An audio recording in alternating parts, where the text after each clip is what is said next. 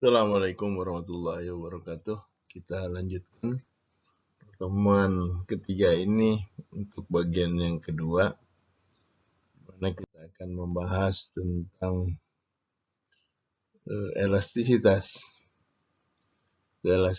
permintaan terhadap harga, elastisitas permintaan terhadap pendapatan, elastisitas permintaan silang terhadap harga, dan penggunaan konsep-konsep elastisitas di dalam pengambilan keputusan manajerial. Elastisitas harga permintaan. Elastisitas titik itu adalah delta Q per Q dibagi delta P per P, atau delta Q per delta P dikali P dibagi Q. Nah, ini nanti kita bisa dalam contoh itu kita bisa lihat bagaimana penggunaan konsep elastisitas. Linear EP itu sama dengan A1 dikali PQ. Jadi delta QP tadi, delta Q per delta P itu kan A1. Selanjutnya, elastisitas harga permintaan berdasarkan busur. EP Q2 kurang Q1 dibagi P2 kurang P1 dikali P2 tambah P1 dibagi Q2 tambah Q1. Penerimaan marginal dan elastisitas harga permintaan.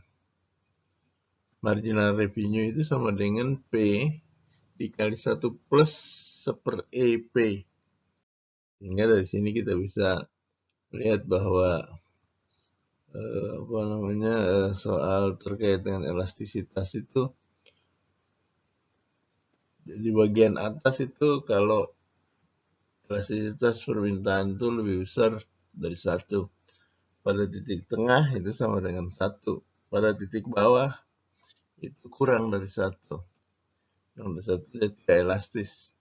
Yang lebih besar dari 1 sangat elastis. EP sama dengan 1 unitary elastis.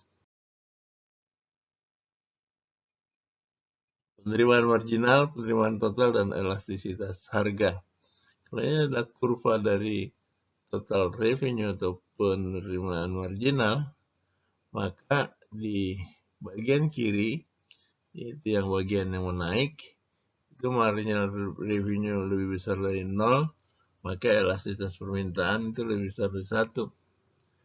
Pada titik maksimum, marginal revenue sama dengan 0, itu elastisitas sama dengan 1. Sedangkan pada bagian yang menurun, marginal revenue itu kurang dari 0 negatif, maka elastisitas permintaan itu kurang dari 1.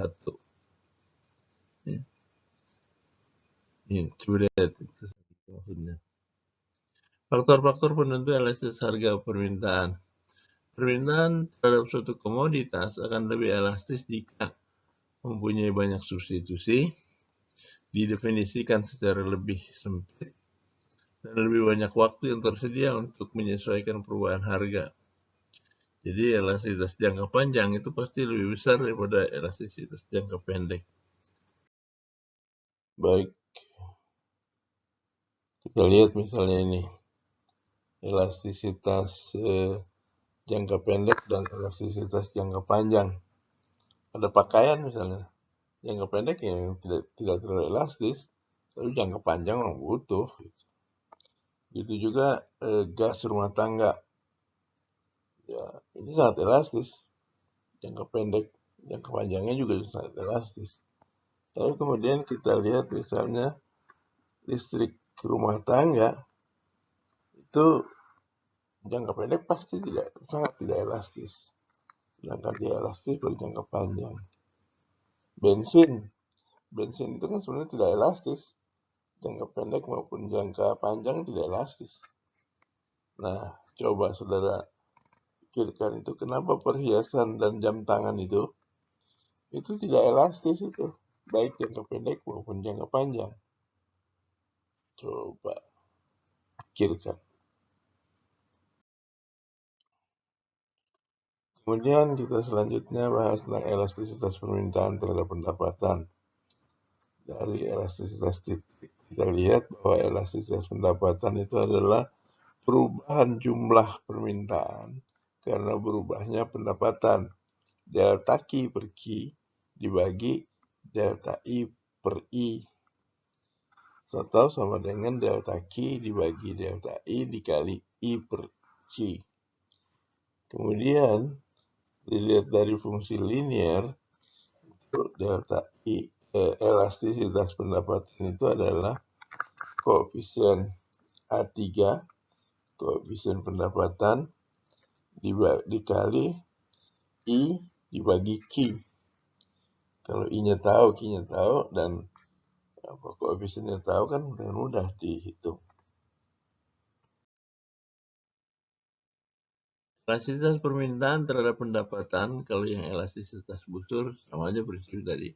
Q2 kurang Q1 dibagi I2 kurang I1 dikali I2 tambah I1 dikali dibagi dengan Q2 tambah Q1. Dia akan menjadi barang normal kalau EI, elastisitas pendapatan, itu lebih besar dari 0. Artinya kalau pendapatan meningkat, jumlah yang dibeli juga meningkat. Sedangkan barang inferior, barang yang lebih rendah, jadi kalau pendapatan naik, dia malah barang yang dibeli berkurang. Kurang gengsi ini, inferior. Dari barang-barang yang ini barang normal semua ini, karena semuanya positif. Mungkin ada yang lebih tinggi, lebih elastis, ada yang kurang elastis. Jadi kayak misalnya rokok, bir, ayam, daging babi itu kan kurang dari 1. Yang lain-lain itu lebih besar dari 1.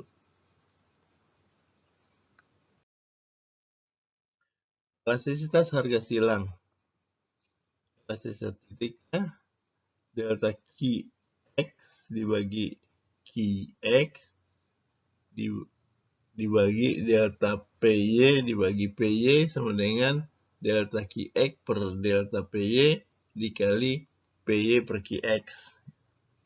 Kalau yang fungsi linearnya itu tadi A4 kali PY per Qx.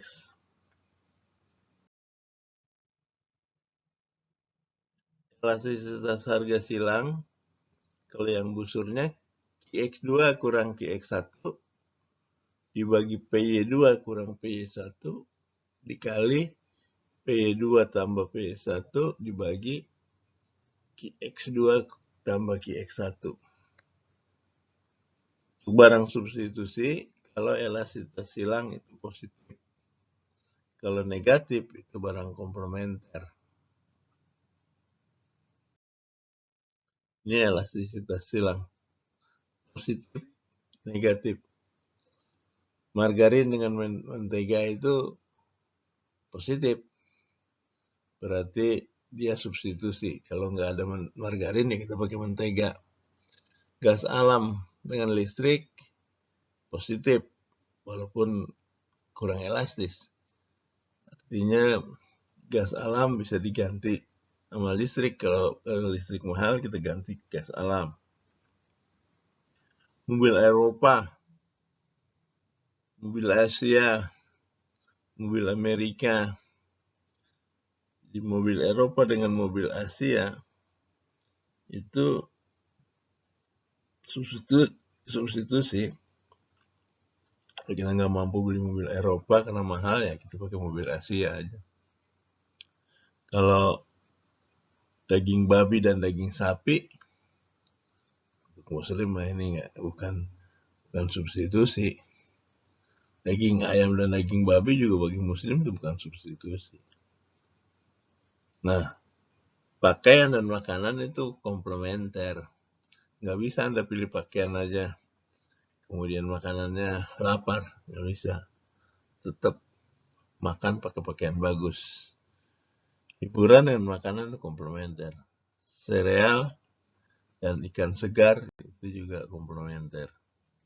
Contohnya Amerika banget sih. Penggunaan elastisitas dalam keputusan manajerial.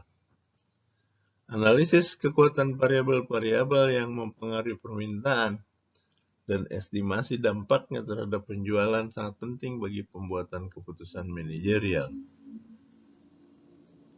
Variabel-variabel tersebut ada yang dapat dikendalikan dan ada juga yang di luar kendali manajemen. Oleh karena itu harus diidentifikasikan semua variabel penting yang mempengaruhi permintaan dan estimasi terhadap nilai-nilai elastisitasnya.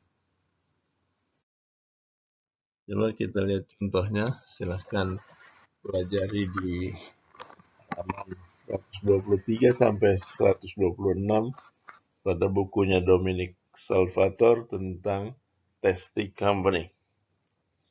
Misal fungsi permintaannya adalah Qx sama dengan 1,5 dikurang 3,0 Px ditambah 0,8 I tambah 2 PY dikurang 0,6 PS ditambah 1,2 A. Yang bisa dikendalikan oleh perusahaan yang mana? PX dan A. Karena pendapatan konsumen nggak bisa dikendalikan oleh perusahaan. Harga barang lain nggak bisa juga. Ya. Harga barang lain nggak bisa dikendalikan oleh perusahaan yang lain. Sehingga kalau X-nya diketahui, I diketahui, PY diketahui, PS diketahui, dan A juga diketahui, maka kita bisa menghitung berapa Qx pada waktu tertentu, pada tahun tertentu. Tadi ketika kita lihat elastisitas persamaan linear, itu kan kita bisa cari tuh elastisitas Px itu adalah A1